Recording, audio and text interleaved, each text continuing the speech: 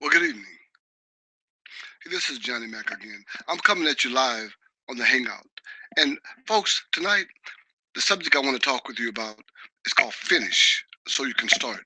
And interestingly enough, that was the name of one of my recent books, Finish So You Can Start. You see, it's the finish that creates the start.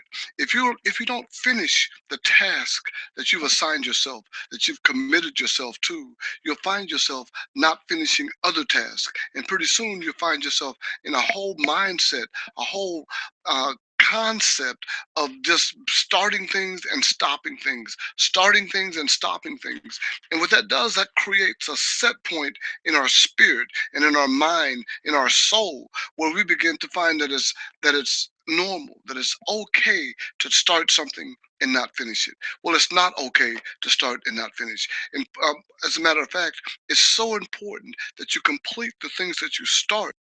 That begins to create a mindset within us, a methodology, a system of doing things that tells your mind, I complete things. See, when the mind receives a signal that it's okay to not do something or it's okay to do something, then it creates a habit out of that. And habits are what form our lifestyle and our legacy. Now, I want to just share a couple of things with you that if you get this in your spirit, if you get an understanding of this, it can change the whole dynamics of what it is that you are all about in life. Because to be honest with you, there's so many things that determine who we are and what we actually receive and achieve. You see, the thing that causes the completion and the achievement mantra to come about is the fact that you have a certain philosophy of life, and that philosophy is determined by the things that you've done, the things that you do, the things that you desire to do, the things that you intend to do, and that intention coupled with actual completion or actual effort or actual exertion creates the final end result of what we want. Our thoughts create our results. So, what creates our thoughts? The experiences and the people that we surround ourselves with, the books we read, the media we allow ourselves to engage in. All of that determines what our philosophy is, and the philosophy or the way of looking at things or the way of seeing and believing things determine the end result of what we actually receive and achieve in life.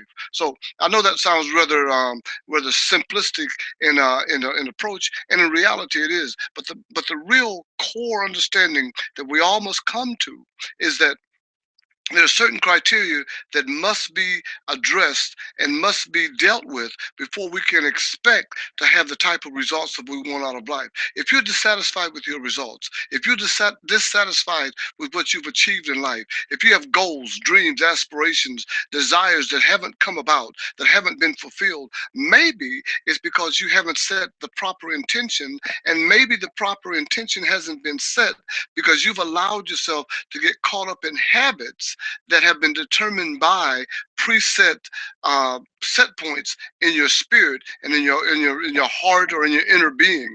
These set points are points or steps along the way that are ingrained and that are dug in, that are cemented in, that are accepted and that are rooted.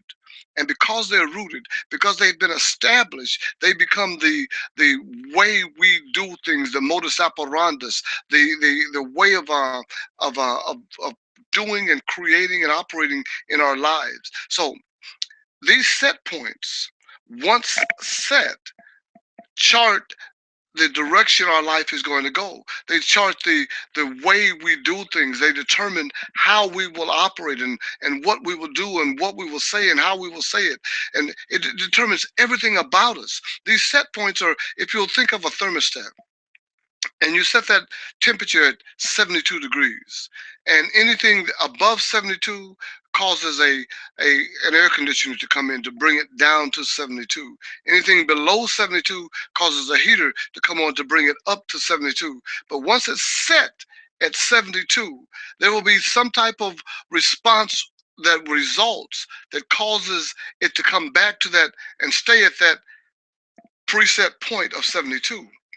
Well, so our lives. We have set points of success, set points of relationship, set points of achievement, set points of our career, set points of everything that we do.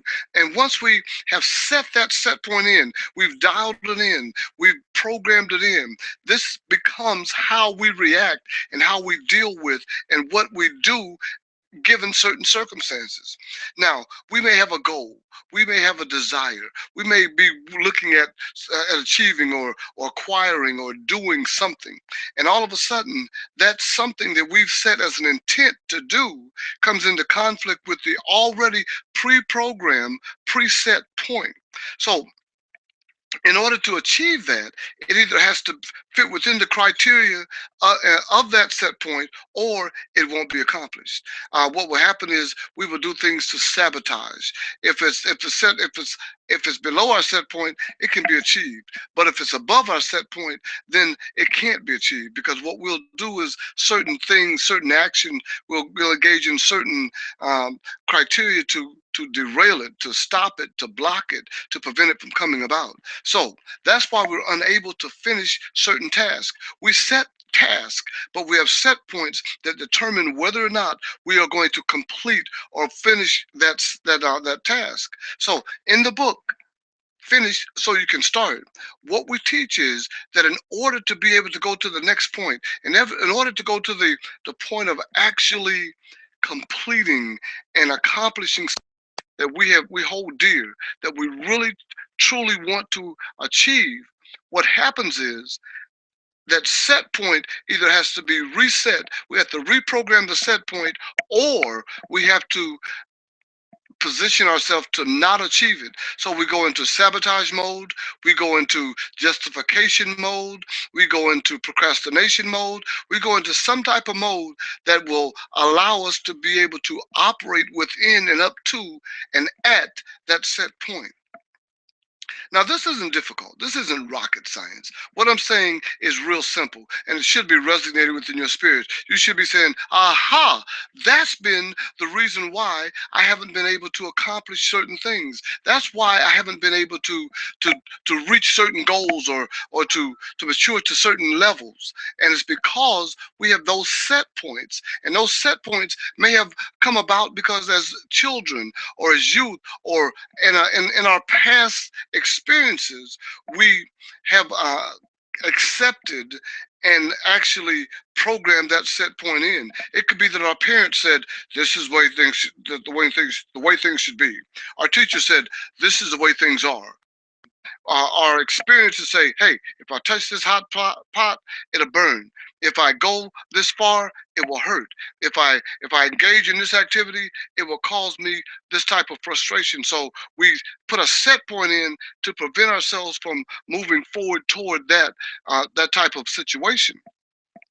Well, I'm here to tell you tonight that it's possible, that is that is that is it's desirable that we reset these set points, especially if the set points were set when we were younger, when in our past life, when we were kids, when we had no control over it, or when we didn't have the type of knowledge or the mindset we currently have. We didn't have access to the fund of knowledge that we currently have. And let's talk about the fund of knowledge for a minute. That is the amount of information available so that we can make a decision. You know, in our past life, back in the past, long ago, we only had so much information. We didn't have the internet, which was information at our fingertips. And we made decisions based on how we felt. We made decisions based on the set points that were created by these people that had influence in our life.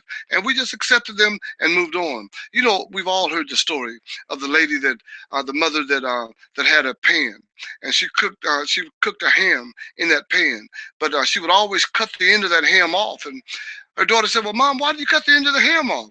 And she said, well, I do it because my mother did it.